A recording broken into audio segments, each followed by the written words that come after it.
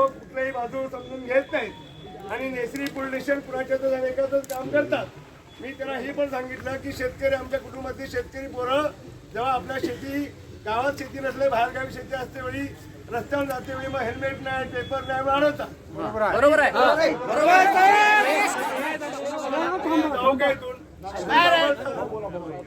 तर मी वारंवार सुद्धा एकदा दोनदा तीनदा केल्या।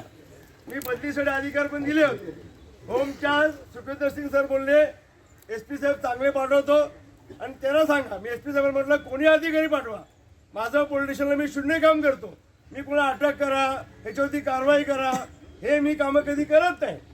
म्हणजे आमचे सहकारी असू दे आमचे कार्य असू कुणाचे असू दे खरं त्याला समज दिल्यानंतर सुद्धा ऐकत नाहीत। गाडवे साहेबांच्या वारंवार सांगतोय निवडणुका असतील रिचेचा असतील आता लाकडा गाडी भरून पोलीस दारात आणलेत। मी चाललो होतो माझ्या मुलाखती चालू आहेत तरी सुद्धा SP साहेबांना मी विनंती खूप केली।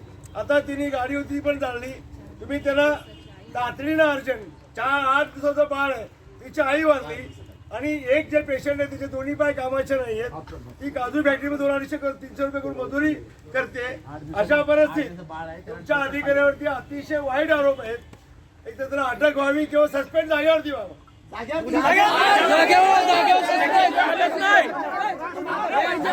वर्षामध्ये पहिल्यांदा असं या गोष्टीत काम करत नाही तर ह्याच्यावर गुन्हे दाखल करा त्याच्यावरती करा माझा स्वभाव नाही आणि हे खोटे होतात। यांना मी 10 वेळा आणि हे मी गाडवे साहेब बाजूले त्यांना विचारा मी किती वेळा त्यांना वॉर्निंग दिले की साहेब तुमच्या कामाला सुधारणा करा।